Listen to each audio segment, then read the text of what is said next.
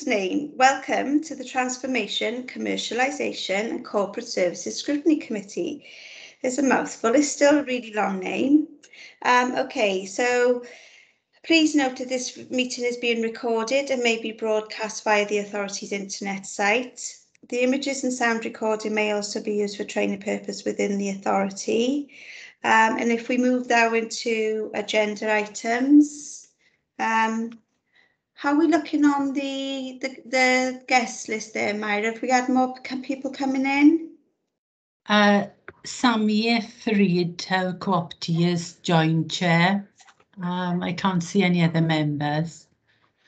Are we quorate, Myra? Let me check. The quorum for the meeting is 4. So we're one short, not quorate. No, we're not quorate yet. Oh, okay. Councillor Amos Amos to join. There's Councillor Amos. Okay, so we're quorate now. We'll make a start. Okay, so just apologies before we start because I didn't have actual hard copy agenda this meeting. So what I'm trying to do, this is why you'll see I'm looking away from the screen, is I'm trying to use 2 screens and trying to do it on the screen. So do please be patient with me. Okay, so we look at going to agenda item number 1. Where are we? Go try and find it first. Apologies for absence. I've not received any, Chair. Okay. And is Councillor Jones in now? He is Chair, so we're fine. Councillor Harvey, can't think of Harvey's surname now. Jones. Harvey Jones. Councillor Jones and Councillor Smith, any sign of them? Can't see them, Chair, no, sorry. No, Clyde, they haven't given you apologies, have they? No. Okay, we are quorate, so we'll proceed. Okay, so number 2, declarations of interest. Members are reminded of their personal responsibility to declare any personal prejudicial interest in respect of the matters contained in its agenda in accordance with the provisions of the Local Government and Finance Act. Any declarations of interest? No? Okay. And just before we move on to agenda item number 3, I understand we've got a new co-optee with us. Has he joined now? Gethin Williams? I can't see him, Chair. Okay, well, just for the committee to be aware that Jeff Beard has stepped down as co-optee, and we've got a new co-optee called Gethin. I was hoping he'd be here today. Maybe he's running late, but I just wanted to welcome him when if he does arrive. If you could just let me know. Okay, so tackling poverty number 3. Page 5 to 36 of the report. Has everybody got their report in front of them?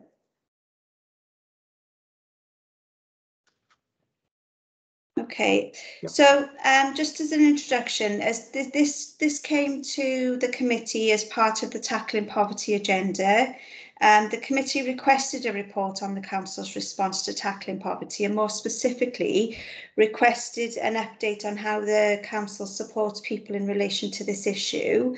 I know previously we've attempted a few times to involve citizens' advice, because we know that a lot of the people who struggle in this area often end up at citizens' advice, but that's never really, between COVID and everything else, is never really materialised. So for today's meeting, the desired outcome for this agenda item is that the report provides an overview on the council's debt collection process, specifically around the collection of council tax and business rates arrears, and to gauge its impact on citizens. So with that in mind, the recommendation of 2.1 is for the report to be discussed and noted, and obviously any actions or recommendations to fall out of that discussion and debate. So with that in mind, if I could hand over to the officer. I believe it's Mike Thank you. joining us. Yeah. Yeah, Mike. Thank you very much for that introduction. Bear with me. Good afternoon, everyone. I'll take you briefly through the report before I take any questions. So the report considers how the council recovers debt and how it tackles poverty, and how income is maximised while having regard to our citizens' welfare and any financial hardship that they may be experiencing, particularly during the past 18 months where we've had COVID. So I've identified 8 areas for consideration, which are listed at 3.2, but they aren't, of course, they're not exhaustive, and no doubt other issues will be raised as we go through the meeting. So they deal with the legislative background, the recovery processes, the use of bailiffs, bailiff fees, the impact of COVID, benefits and other safety nets as well. And it also considers the historical position as well as current and future objectives. There are 3 appendices to the report, which are the council tax and NDR, that's business rates recovery policy, our own internal bailiff code of conduct, our section 13A hardship relief, and they detail the procedures which are followed when recovering debt and dealing with hardship applications which may come in for business rates or for council tax. So that's briefly the context of the report and the contents of the report. So, Chair, I'm happy for you to take any questions that may come my way. Okay, thank you, Mike. Okay, so if we open up to questions now, Councillor Jones, and then we'll come to Councillor Salmon. Thank you, Chair. I've got a number of questions because there are a number of facts and figures really that we required in this report. So you'll have to bear with me, Chair, if I ask these one by one. I'm on page 5, paragraph 3.5. It refers to the use of enforcement agents. We've got our own internal certificated enforcement agents. Can you tell me, Mike, how many officers we've got and how many cases, if there's more than one, how many cases do they deal with per year? Yeah, I can do that. We have 2 certificated bailiffs in place, and we have 1 other member of staff who deals with the bailiff itineraries. Now, last financial year, 2021, there was no enforcement action taken, and that came about. There was a moratorium basically came from Welsh Government, which all 22 authorities stuck to, where we didn't take enforcement action because of COVID. But I have the figures from the 1920 financial year. So 1920 financial year, we referred 3,052 cases to our internal bailiffs. Now, I know you were interested in the amount of money that was being collected, Clive, but we don't have that figure. Now, the reason we don't have that figure is because when people have a visit from the bailiff, they don't necessarily pay the bailiff on the day. They'll pay by electronic means through the council's website. So we can't actually specify that payment has been made as a result of a bailiff visit. But we're looking at about 3,000 cases per annum in a normal year, which will be allocated to our bailiffs. It varies, obviously, but it's around about the 3,000 liability order mark. And you mentioned 2 bailiffs, but plus 1 other. What does the 1 other do? Right. Rather than the bailiffs spend time doing their own itineraries, in order to streamline the process, we have a member of staff who does the itineraries basically to decide where the bailiff is going to visit. Because obviously we don't want to be sending a bailiff to Dowlas and then, you know, the next visit is in Bellingham. So what we try to do is we try to do it area by area so that it makes the best use of the bailiff's time. That's fine. With your permission, Chair, I'm on to page 6, next page, and it's under 3.8, and this is the impact of the COVID pandemic. And the 3rd paragraph down there, you already referred to it, is about the suspension of the recovery resulted in a fall in council tax collection of 1.5%.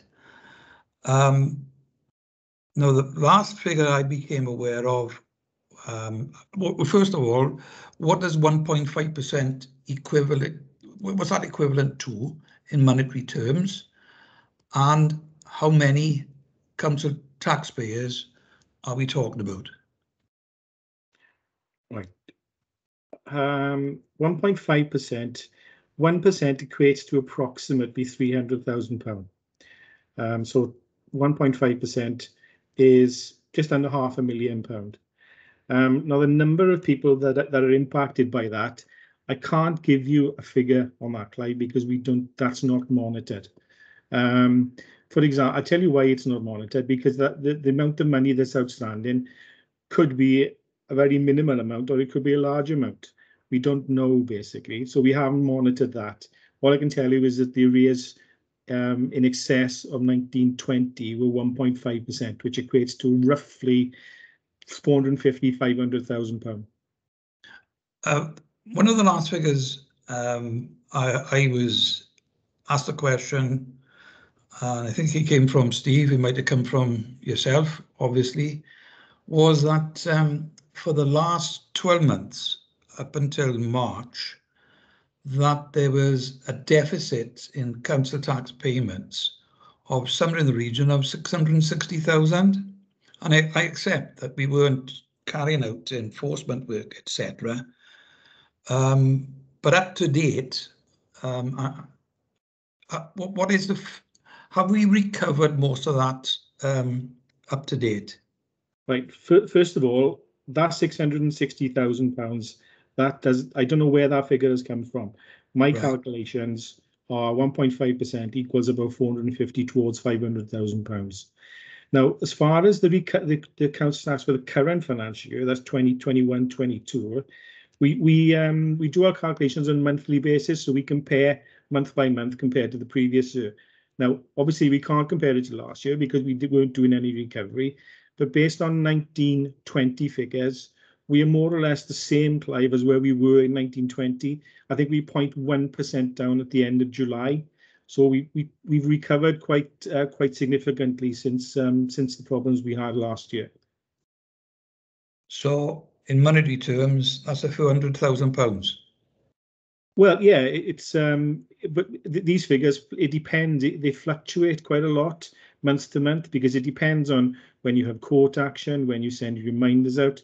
So it could well be that at the end of August, we find that the end of July, we find that we are more or less where we were in 1920, or we could well be above that. And then the next month, if it happens to be that there's 28 days in the month or 27 days in the month, it could be that's slightly lower because one day, we could bring in £30,000, which could push it just over that 0.1%.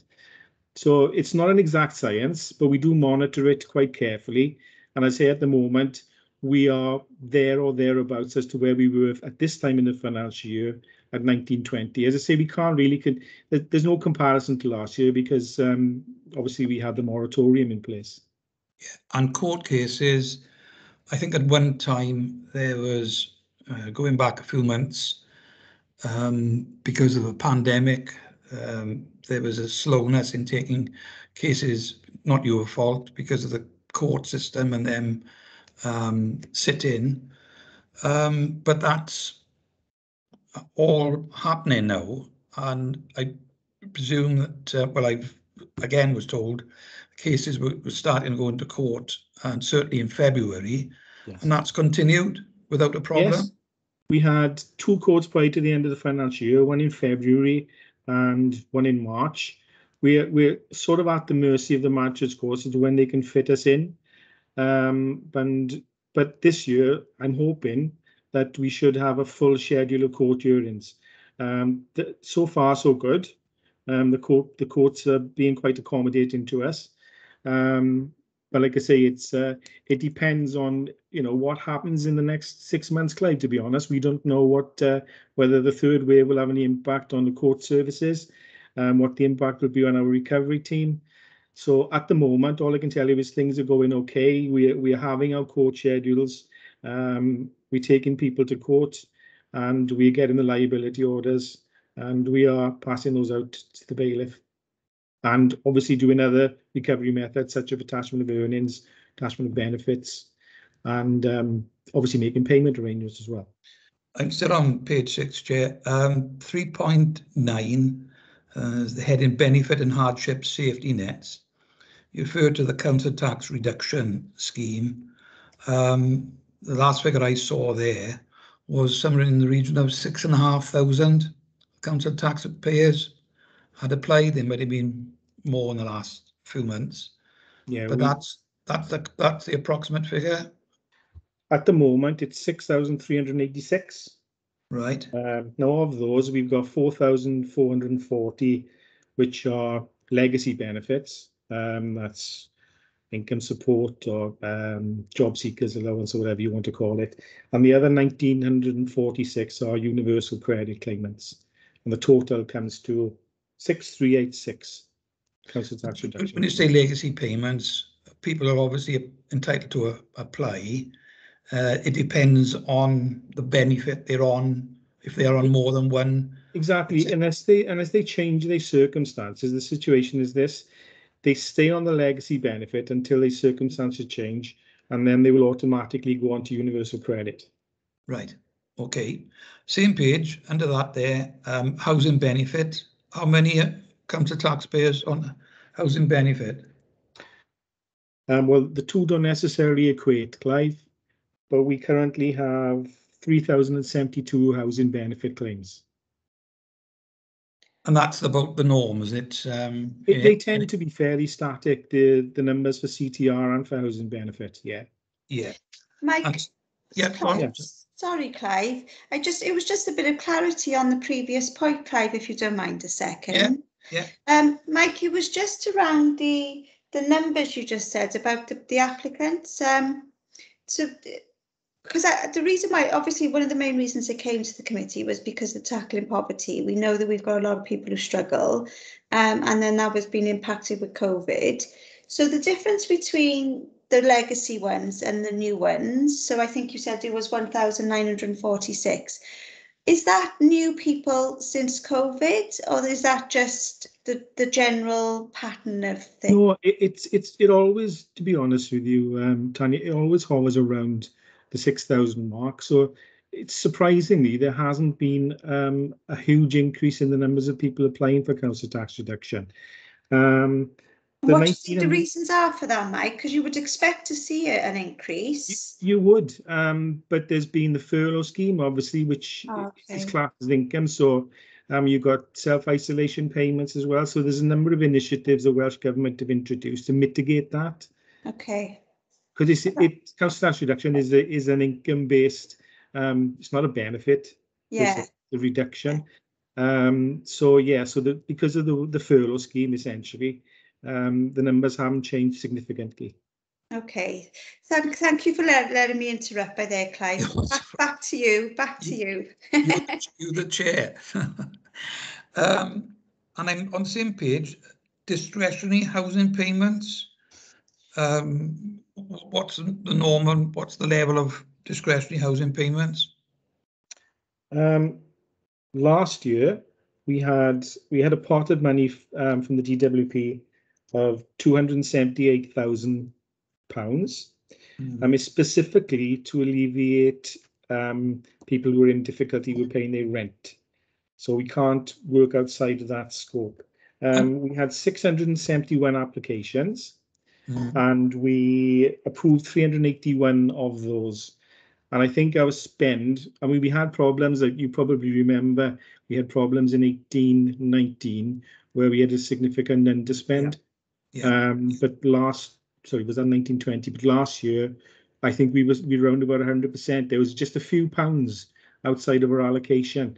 It's worth mentioning, and I don't really know the rationale for this. It may be that the DWP have changed the calculation criteria. Our allocation this year is 153,000. Right. So it's significantly less than it was last year. So the figure 278,000 is what the DWP have worked out you should be allocated. It's nothing at all to do with the pandemic. Yeah, it's proportionate depending on, I believe, demographics and population. Right. Okay, and on the bottom, still on page 6, you've got the hardship relief fund there. And you give examples, people flooded or care leavers, and probably other examples.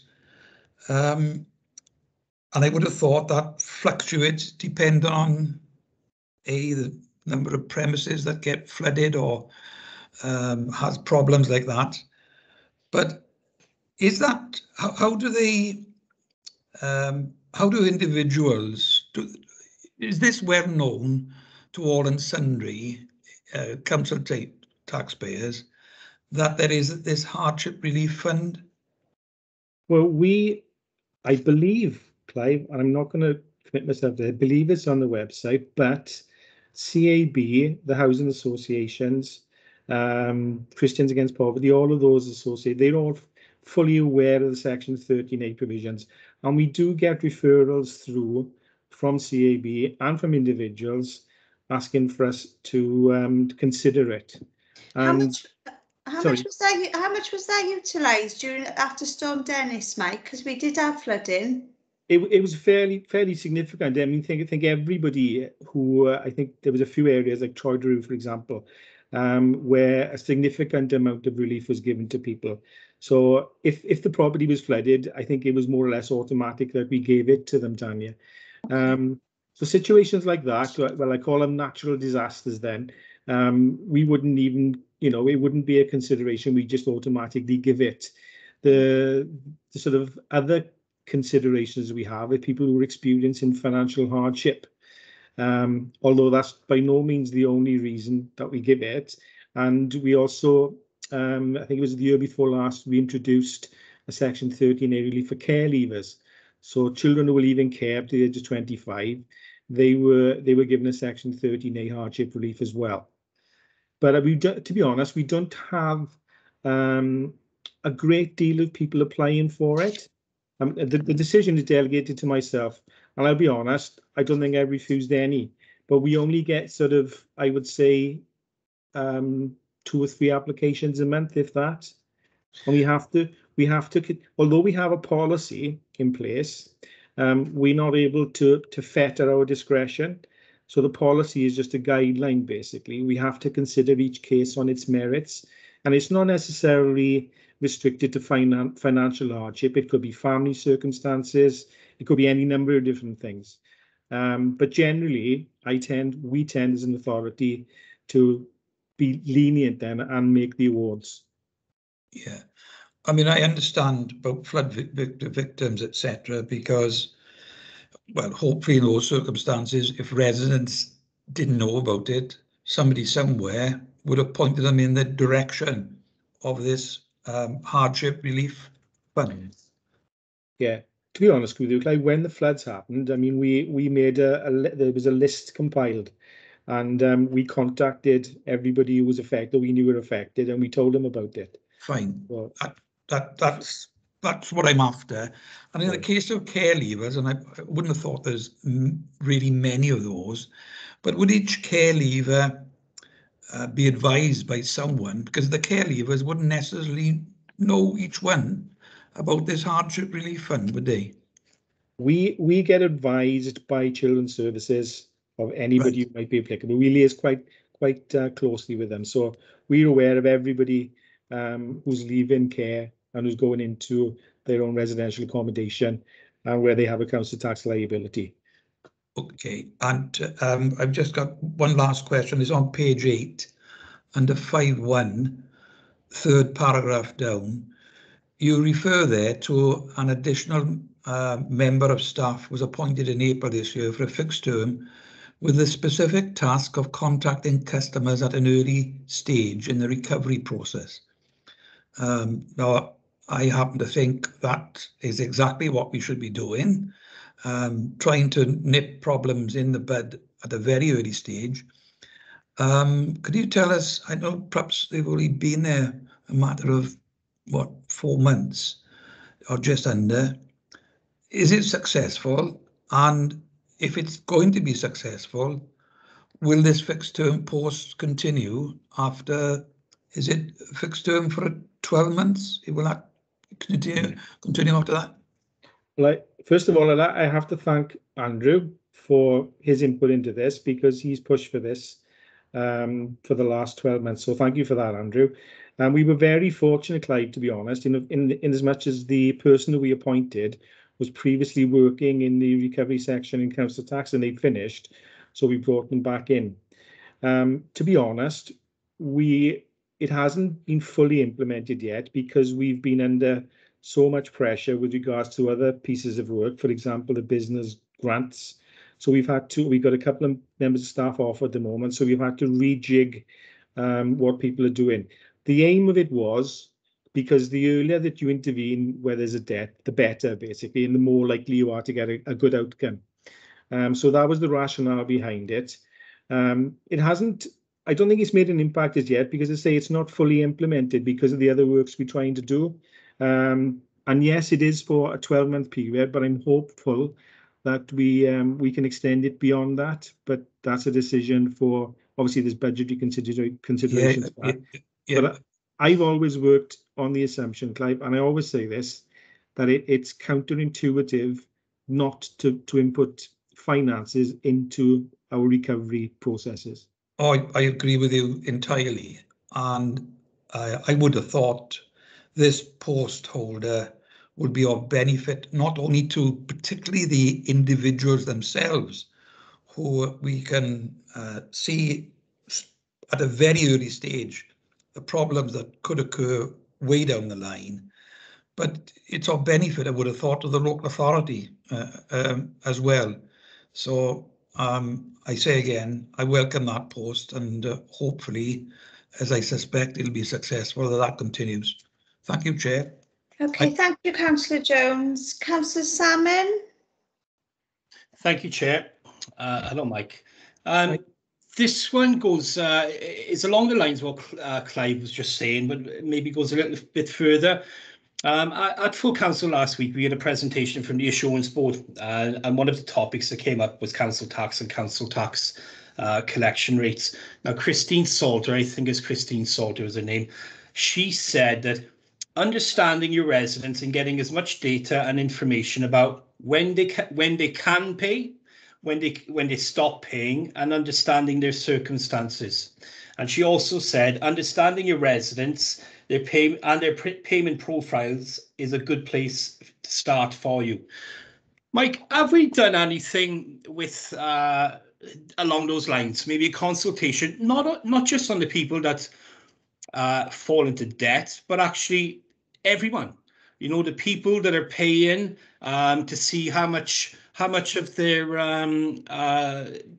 the money they have every month after their rent, after everything else they've got. You know, it just be, I think it would be very handy to know this. We haven't done any sort of analytics on that, simply because, and I don't want to sound that I'm uncaring here, but we are effectively a recovery section. We're a debt recovery section and a billing section. So whilst we all obviously appreciate the impact of what we do on our customers, we still have to follow Declan statutory processes. What I would say is this: I have spoken to Christine. Christine came and see me well before the pandemic, actually, and that point was raised. And what I said was, you know, people have to be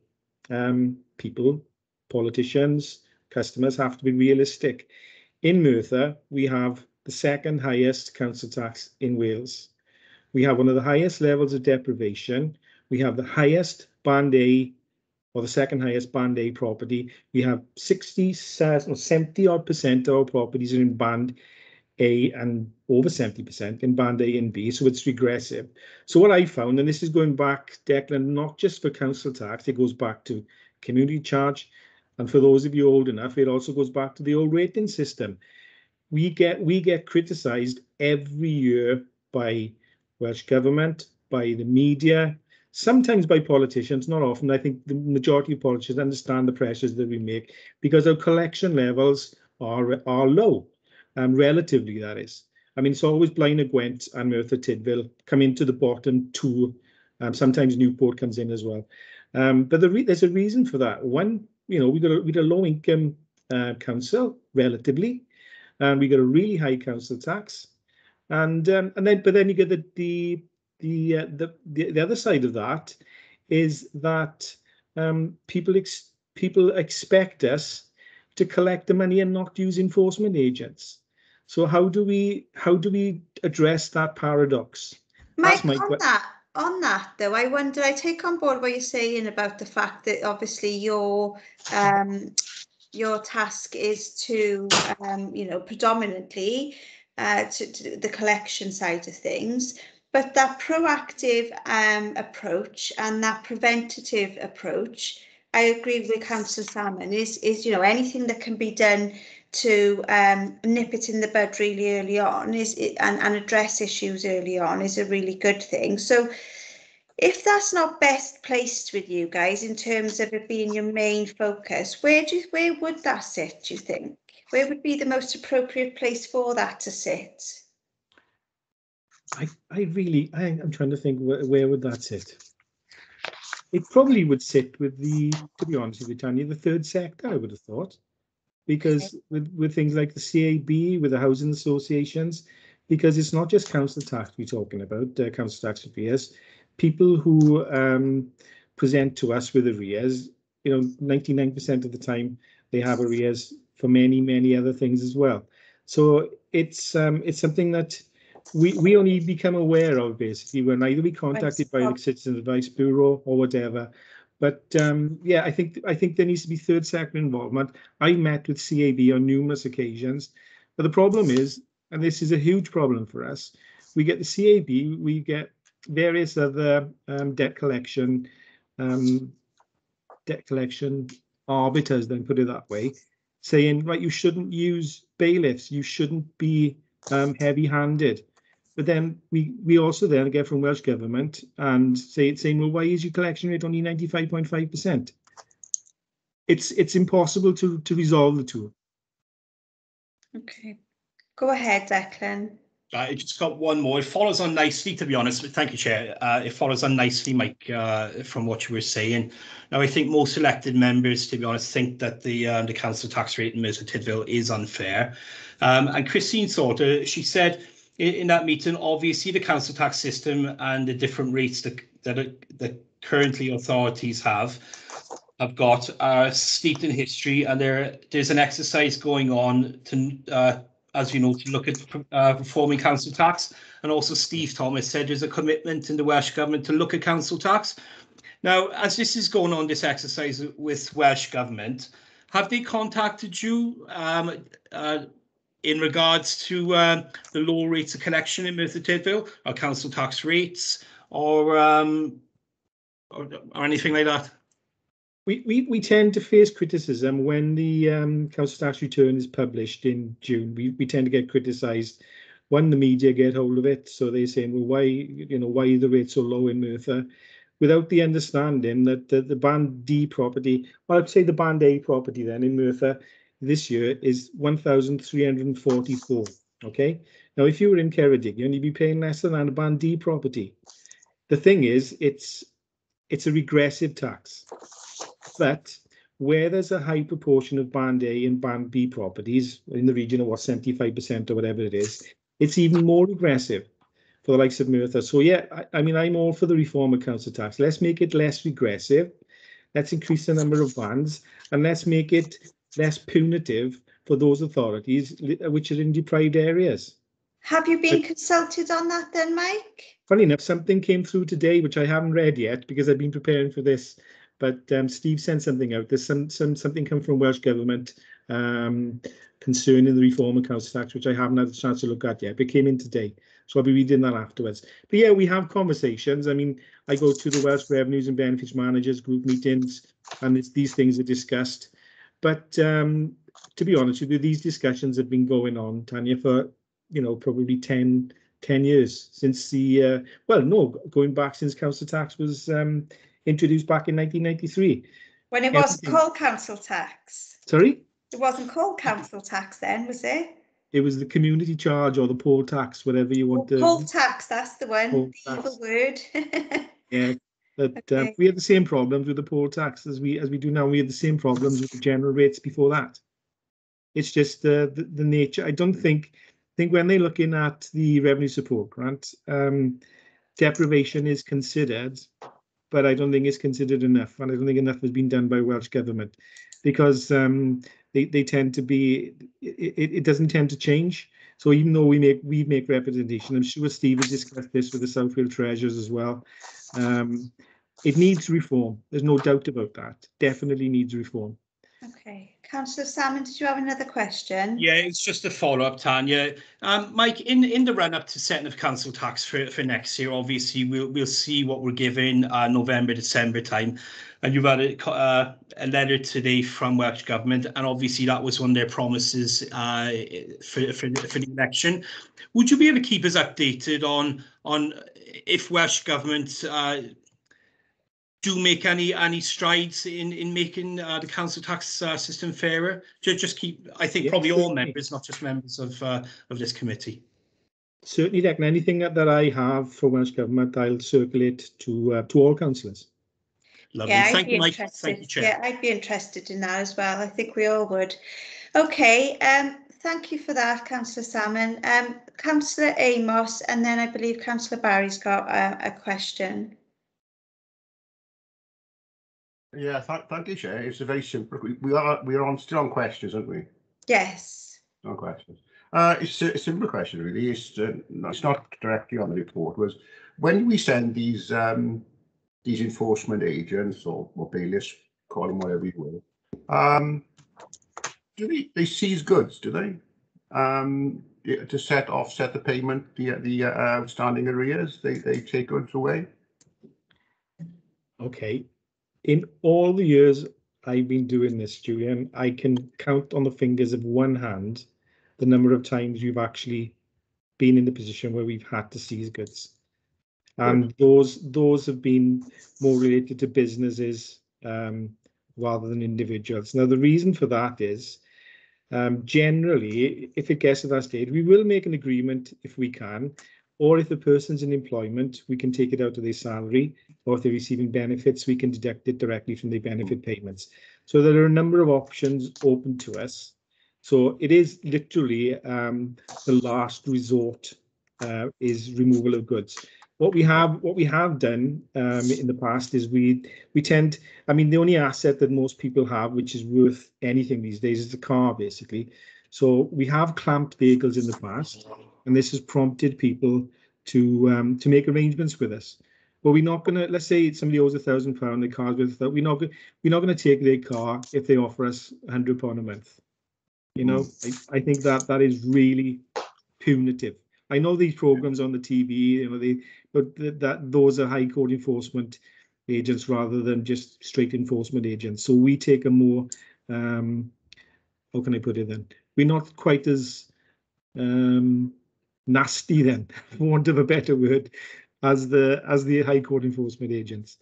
Yeah. So literally, Julian, I would say 5 times 10 years. Okay, I've been watching too much telly, obviously. Yeah, we aren't high court enforcement agents. We're simply enforcement agents, and the powers that we have are different to the high court enforcement agents. Okay, thank you, Mike. Councillor Amos, is there anything else? No? Okay. Councillor Barry? Yeah, it wasn't a question, Chair. It was a comment on the council tax. I'll come back to you then, Andrew. Clive, did you have one last question before we move on to comments? Yeah, I got two. And on page 7, and it's already been referred to by Mike Parry, and 4.1, and you've mentioned that bands A and B are over 70% of the council taxpayers. Am I right in saying, Mike, that if you add to that bands C and D, that at least 85% of the council taxpayers in Merthyr Tydfil are in those first 4 bands? Yeah, we've got 51.4% in band A, 24.4% in band B, 8% in band C, and 8% in band D. So that equates to 75, 85, 91%, Clive, in the first 4 bands. Wow, that's higher than I've seen the figure before. Because I think that needs to be taken into account. That overwhelming majority of council taxpayers are in those first four bands. And on the question, because it did crop up when we had the improvement board, I think it was, or was it? No, it was the briefing that we had in the council. Yeah, last Wednesday. Yeah, and Christine Salt, who deals with those side of things from the improvement board, she mentioned as to whether there was perhaps some more that we could do with getting more people paying direct debit and by other means, and take direct debit because that's the way I would have thought is the majority of people who pay it. Are we completely exhausted everyone because that surely must be one of the easiest methods is paying by direct debit? So are you satisfied as the Chief Revenue Officer that there is any more room to increase that figure, for example? We push this every year, Clive, to be honest with you. We send out direct debit applications with our annual statements.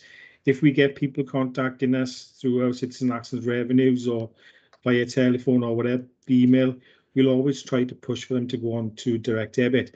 Now, the numbers increase annually by approximately 3 to 4, sometimes 500 cases per year. At the moment, we have 13,500 people paying by direct debit, and that's out of the number of properties 27,000, which, funny enough, is 50%. It's actually more than 50% because that you have to take into account the number of people who aren't paying because they're receiving full council tax reduction. So it's in the region of between 60 and 65% currently are paying by direct debit. The numbers, like I say, 13,500 direct debit payers. Yeah. And obviously, by the sound of it, you're pushing this as often as possible. And there may be other people out there who, for various reasons, didn't want to, but clearly it is the best method of paying it because you give a variety of ways of paying it by direct debit. But if they're like me, they pay it every month, I think it is. And then you get the last 2 months where you don't have to pay because you've paid the whole sum. That's if you can afford. That's if you can afford 10 months, 5. Many of us can't. I know I can't. I have to spread it over 12. I accept that. I accept that. Yeah. But we have pushed you, Clive. We've, for example, we also offer people to pay over 12 months. But some people like to have that 2 months where they don't pay. And we've also introduced, we have 3 direct debit. Well, actually, we have 4 direct debit payment dates now because we set up another one last year for people who work for the Health Trust, which is the 22nd. The reason we did that was because it fits in with their pay profile, the pay dates. So we got 4 direct debit dates for people to choose from. So, yeah, we every opportunity, I can assure you, we push for people to go on direct debit, not only for their benefit, but it benefits the authority because obviously the cost of a direct debit minimal compared to a cash payment or a pay point payment or a mediated payment.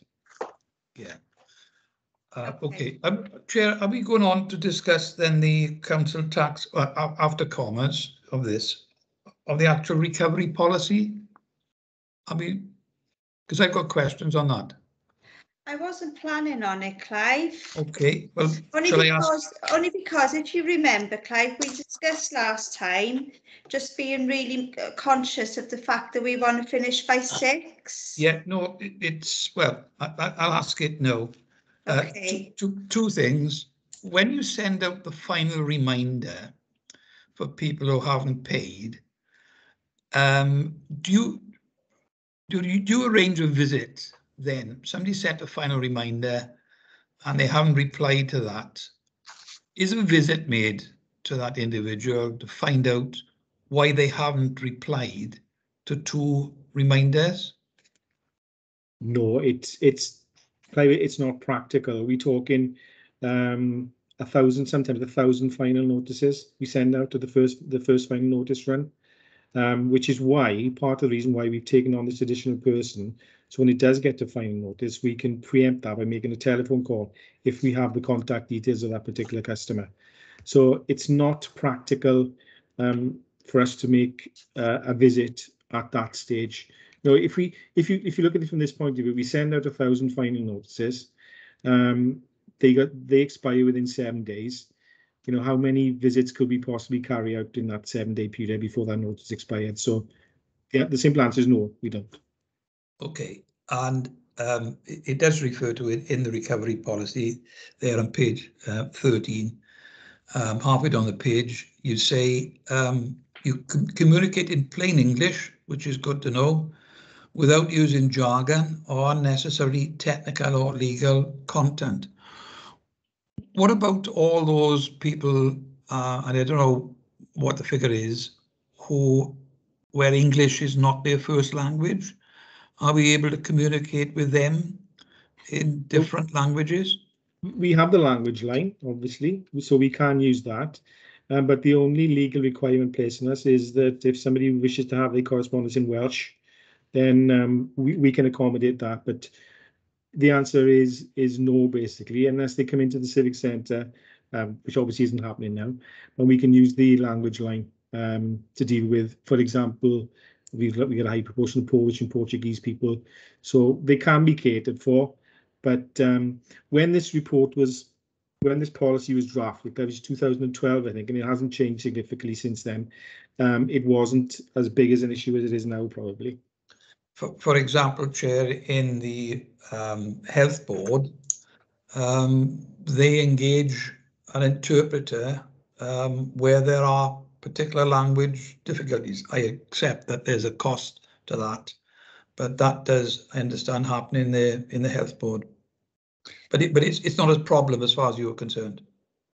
It's not. I've never been in a situation where somebody has made a complaint, or we haven't been able to deal with a situation, even though they don't speak, or their English is poorer than, you know, the average customer. On that subject, and it will be my last question, how many complaints do you have a year from members of the public?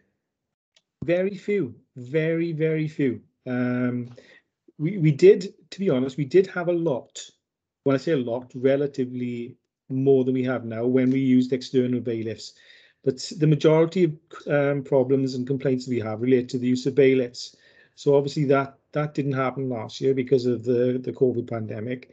But we have very, very few complaints. We have had a number of complaints recently which relate to incorrect information being sent out, but that comes more from the customer side now, because we've lost the registration element of council tax to the customer side. So the problems that we're having, be perfectly candid, they tend to be coming from the customer side, feeding into the back office, and then, you know, we're having to deal with them, which isn't ideal. And I've always made the case. I made the case to Steve. I made the case to Andrew Mogford that possibly registration function should sit back down in the back office. But that's an argument and a debate for another day, I think, Clive. Sorry, Chair, I should know. Explain in relation to registration function. Right, that's the if somebody changes address, or if there's an application for a single discount or a relief or a disregard of some kind related to council tax, it's dealt with by the customer side now. That's Rebecca Delaney's team. Right. And then the information is fed back down to us. If there's a specific query that they aren't able to deal with, for example, if there's a highly technical issue, it's referred back down to us. But what we found is that there's a number of errors being made, not only in relation to council tax, but also the housing benefits and council tax reduction, which we're having to deal with in the back office, which isn't ideal. But those are the main complaints that we've been having recently. We've had none for the bailiffs. We didn't have many for the bailiffs anyway, since we brought the service in-house, because we tend to have a softer touch. But yeah, I would say, Clive, if you ask me to put a number on it, I would say perhaps we get 1 a month. Right. So are you pursuing the fact about this registration coming back to you, so you've got total control over it? I've made representations to senior officers, and I've been told in no uncertain terms that it's not going to happen. Well, as he's... And I don't want to name. I'm not going to name it. No. As he's present here, have you raised it with a cabinet member? I think Andrew's aware of the problems. Andrew, aren't you? Yeah. It's expediency, I think, as much as anything, and it all came about, like, because when we were looking at the efficiencies back 2 or 3 years ago, we had to lose certain members of staff. Yeah. And because of that, we had to rationalize what we were doing, and it was the customer side took over various elements, housing, council tax, not business rates, and because of that, I and my team lost an element of control.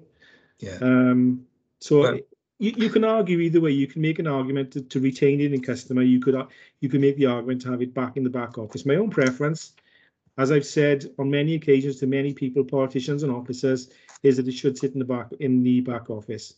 But I understand the rationale for not doing that as well. There we go. I'm just giving you my opinion. But sometimes all these plans, when it comes to putting into practice, it doesn't always work 100% correctly. And if it's causing you frustrations, clearly it needs to be looked at again. Thank you, Chair. Okay, thank you, Clive. Before we go to comments, I understand our new co-optee, Gethin, has joined us midway. He was having IT difficulties, and so he missed the beginning of the questions. So I just want to afford him the opportunity to check in to see if he's got any questions before we move on to comments. So over to you, Gethin.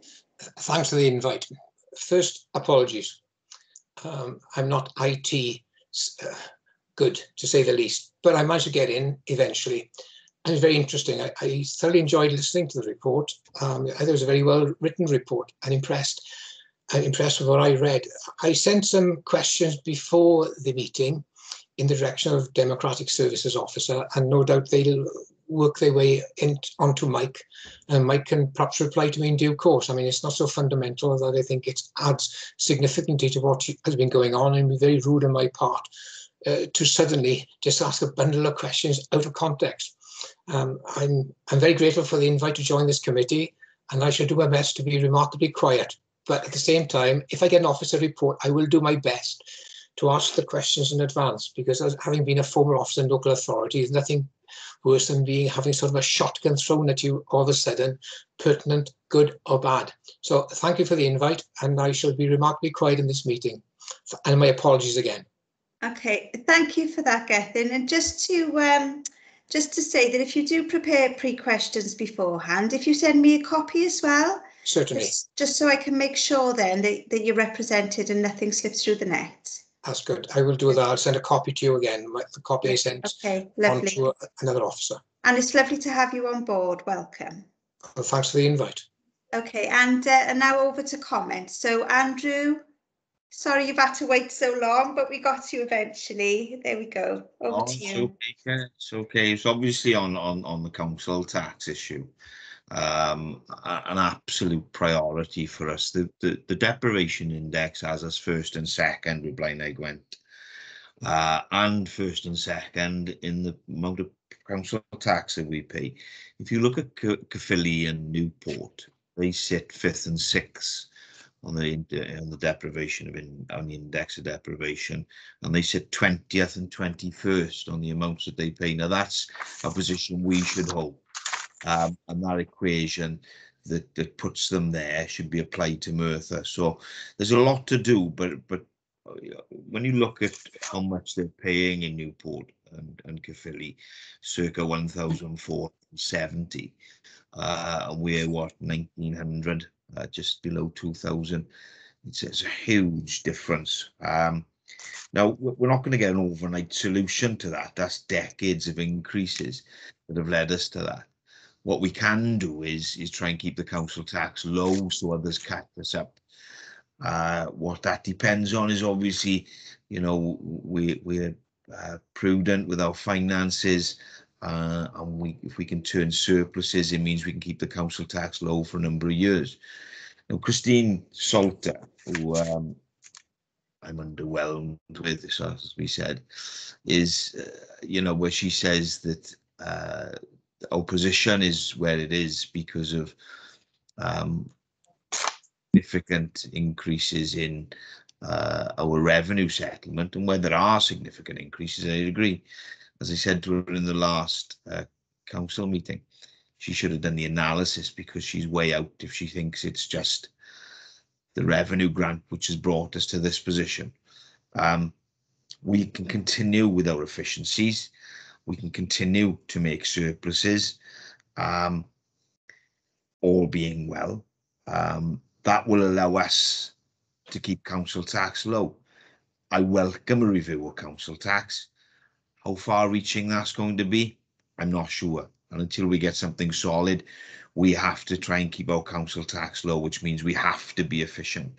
To be efficient, we've implemented a review of focus on my performance, so we know what people are doing, how they are doing it, to make them and help them be more efficient.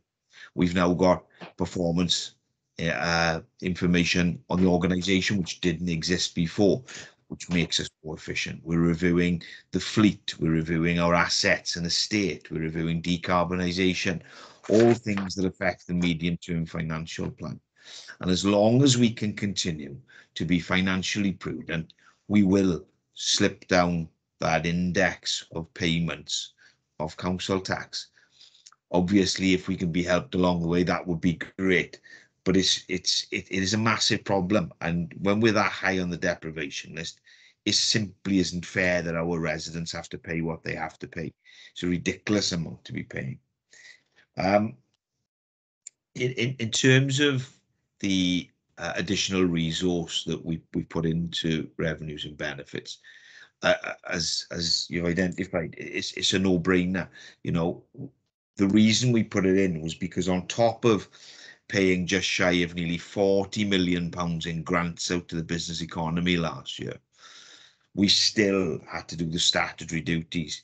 And myself, Mike and Steve spoke at length about things were getting a bit tight there, Mike, and we were getting a little bit worried that we weren't being able to spend sufficient time on letters going out, the timelines, to ensure that we were in a position where we could carry out those statutory duties and having paid all of that money out in a very timely manner to the business community. We will continue to monitor that, and we will continue to make sure that revenues and benefits, being so important and a central pillar to our finances, has the resource that it requires. But when we're putting it into where we're putting in the resource, absolutely no-brainer. You know, it brings that money and pays for itself.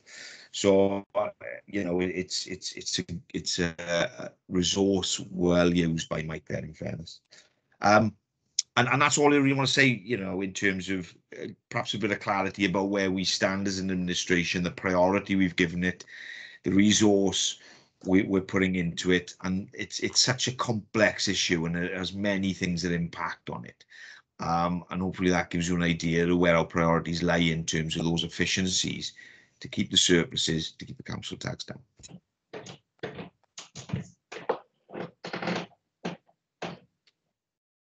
Just realised I was on mute. So thank you, Councillor Barry. Councillor Jones, comments?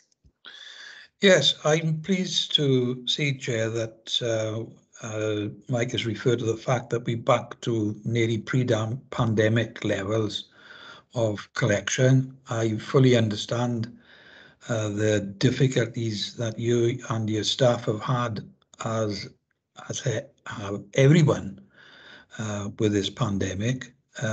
But it is important that we try and get back and keep on track with the levels of collection we've had in previous years. And I understand the difficulties that you have, where you know, some people are saying, well, we need to be at 96 or 97, 98% collection rate. But as the cabinet member said, we have to take into account all the whole levels of deprivation that we've got in several of the 11 wards in the county borough. And that must be not forgotten, that we have people who, for all sorts of reasons, are struggling not with just council tax to pay, but other essentials like utility bills, and unfortunately in some cases have difficulty in purchasing sufficient food for their families. And it's a sad reflection of our times that the only banks that are opening while the other normal banks are shutting are food banks. And that's another very good indication of the state of play with people in the county borough. So that's all I think I need to say at this moment in time. And what I would add, Mike, is that for you and all your staff, I think we all understand it's been a really difficult time, and keep up with all the good work that you've doing at this moment. Okay, thank you, Councillor Jones. One last comment now from Councillor Amos, and then we'll move on. Thank you. Thank you, Chair. It's an observation, it is again. It's on the attachment to earnings, attachment to benefits, really. It strikes me that if a person isn't being able to meet their liabilities, as Councillor Jones said, paying their bills, paying utility bills, feeding their family, and obviously the council tax as well, rents perhaps, they can't afford to do that now. And then we take money out of the income they've got, whether it's low pay or whether it's benefits. It strikes me that the same thing's going to happen the following year. They can't manage this year on lower pay. How are they going to manage it next year, and so on? I suppose we've got a duty to maximise income, as we've said, but it just strikes me that it's a problem that's going to be very difficult to resolve, since we're just taking money off people who cannot afford to pay anyway. And I don't suppose there's any solution, any alternative, but that's something that just strikes me. That's all.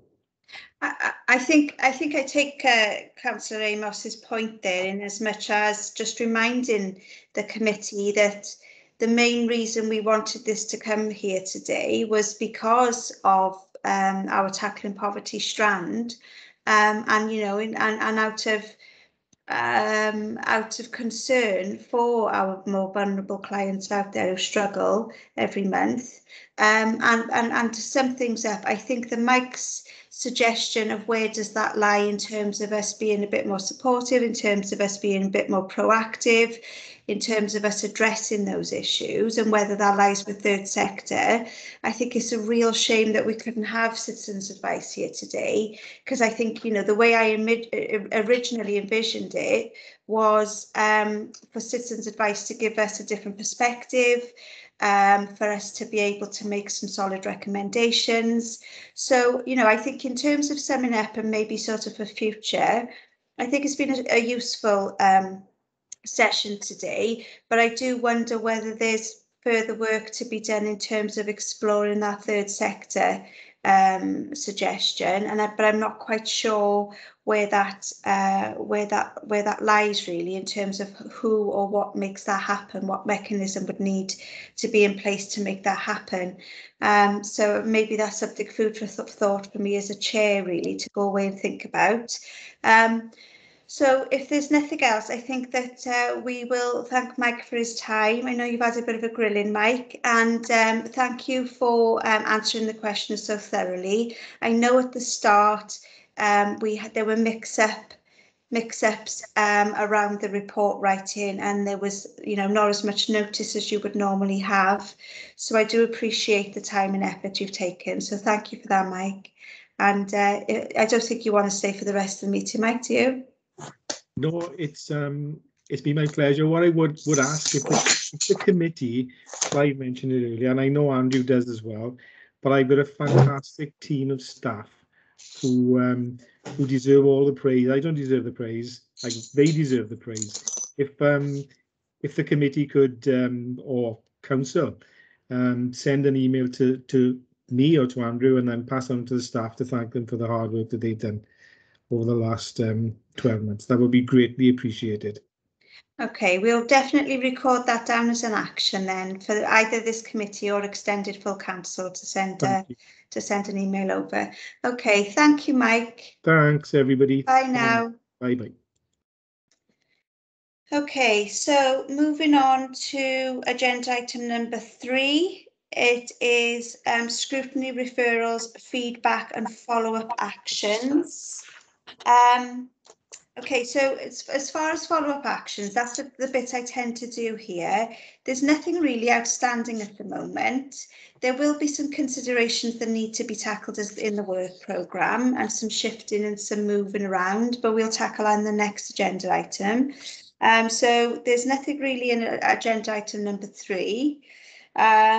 So moving on to agenda item number 4. Oh, sorry, I've completely missed. I've got my items. Yeah, sorry, Clive. Yeah, I've got my items. I'm just about to mention it. There we go. Agenda item number 2 is the work programme. I've got the. So if we go back to agenda item number 2, I do apologise, and that's the committee work programme. And scheduled for the next meeting are the Welsh Public Library standards, the development of the corporate plan, and at the moment the task and finish group report is on there. But I'd like to propose that we move the task and finish group report, because I feel like it would be too much in one meeting. So I'm happy to take any sort of a thought on that one.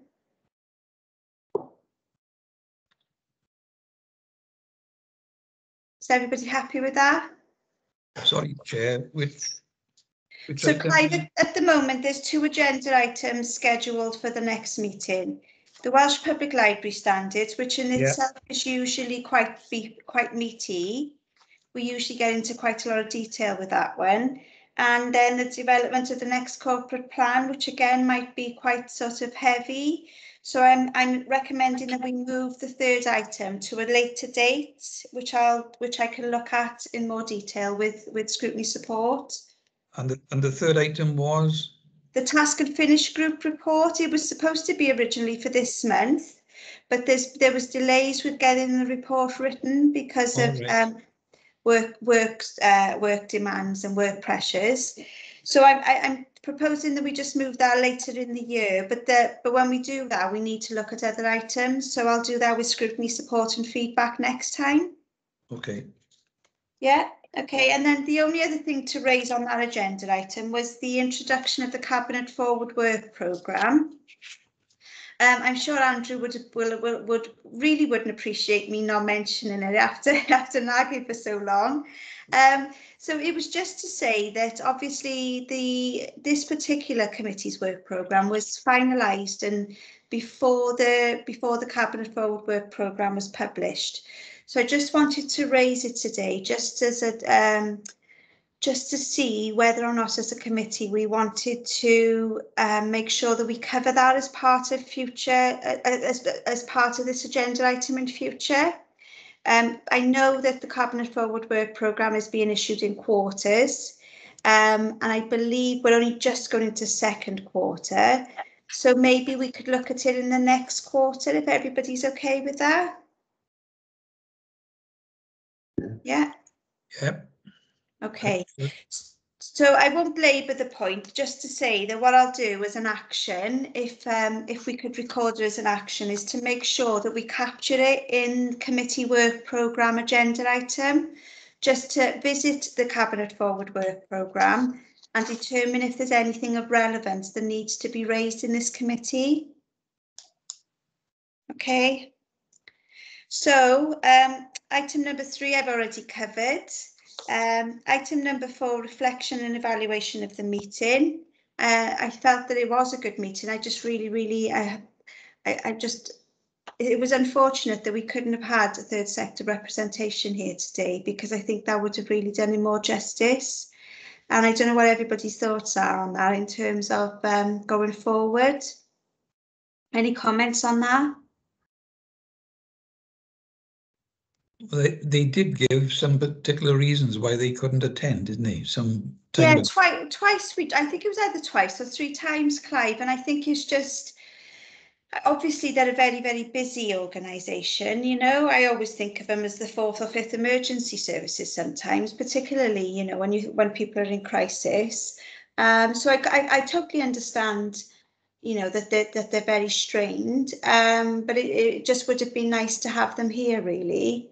But yeah, maybe I am going to discuss it with Maria around whether there's something we can do as a follow-up to today's meeting, and in relation to that third sector suggestion that Mike made. So I'll let you know on that one. And then just on item number 5, any other business? Number 7, item number 7. Oh, according to mine, it's at item number 5. Sorry, Clive, I've got pre-written notes down. All right. Okay, so any other business? The only thing I wanted to raise was in the last few months, probably in the last 2 months, I'm sure all of us will be aware, maybe not so much the co-optees, or they may even be, but I know there's been issues raised to most councillors on our consultation process. There's been 2 consultations that's happened recently, where there's been a lot of talk on social media about the process and questioning the process. So I wondered whether, as a committee, we would like that to be looked at and scrutinised, and to see whether there's room for improvement and to make some recommendations. So I'll open that up to the committee and for thoughts and comments, please. Councillor Amos. Thank you, Chair. I think that's an excellent idea. I'm not sure about other elected members. I can't speak for them, but I've had several phone calls about the subject you're talking about. I'm sure we all know about the school going on in Greeny. I'm not sure why they're picking on me, but it might be because of some of the things I said about the Vayner in their insight. I don't know, it could be that. But I've had quite a lot of calls, and I think your suggestion is a very good one. I think we need a good hard look at our consultation, the way we go about things, and I'm not surprised really that people in that area objected and said they didn't think we were properly consulted about it. And I certainly think that it's something that we need to look at. Okay, Clyde, did you want to say something? I'll come to you in a second, Andrew. Yes, I support what Councillor Amos has said on this subject, and certainly the whole consultation, because we'll be looking at consultation in general, but we can give examples as you referred to, both yourself and Councillor Amos, and I think that it should be looked at some perhaps time in the future, earlier rather than later. Okay, thank you, Clive. Councillor Barry. Thank you, Chair. I think it's a great suggestion. We've almost become comfortable, or certain areas of the authority become comfortable with poor consultation, and it's not good enough.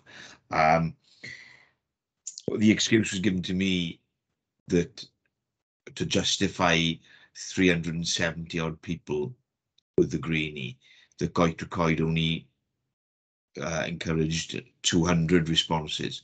That's not an excuse. That's a systemic failure in my mind. We did a one-way traffic survey in a few streets in Penyard, and we had 650. The 2 wards that surround the greenie there have 11,000 residents. It's ridiculous to say that we've had 375. I think it's an excellent piece of work, a suggestion, and I think it needs to be. I do agree with Clive, sooner rather than later, because it's leaving the reputation of this authority at stake by us not looking at it, and I think it's absolutely the right thing to do. Well done. Okay, thank you, Councillor Barry. Councillor Sam and then Councillor Amos. Thank you, Chair. It's just quickly, it is, without going into the specifics of any individual consultation, it's definitely time that we got more residents involved in everything we do. I mean, to be honest, all you have to do is look at the turnout of local elections, which is 27%, 29%, and in the recent elections for the AM, when 30% of people voted. We need to open up to residents and get them more involved in everything we do. Thank you. Thank you, Councillor Sam, and I couldn't agree more. Councillor Amos. Thank you, Chair. Well, I didn't think I'd ever say this, but I agree totally with Andrew on this one. And I never thought I'd say this, but I do. I endorse. I'm fainting. Hang on a second. I can see Andrew fanning it, bro. But I agree with everything he said there, because it is a systemic failure, I believe. And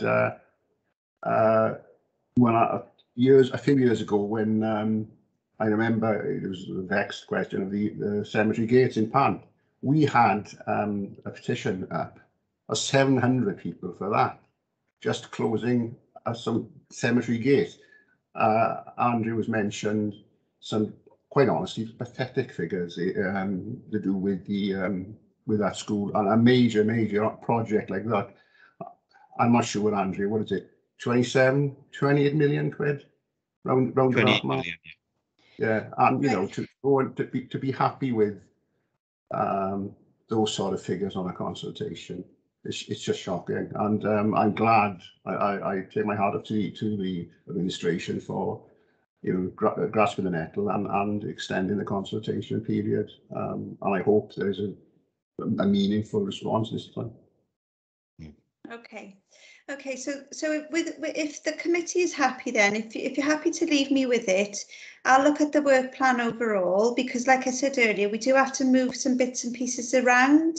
It would be far too long to discuss every single month left in the year and rejig everything at this stage. But if you're happy and you're comfortable with it, I'll meet with Maria, look at the work plan overall and see where the most appropriate spot is, and then I can get back to you all and let you know and check in if everybody's happy with the suggestion. Is that okay? Yeah, lovely. Okay, then that's it for this evening. Thank you all for attending, and thank you, Gethin. Apologies. Sorry, this is apologies.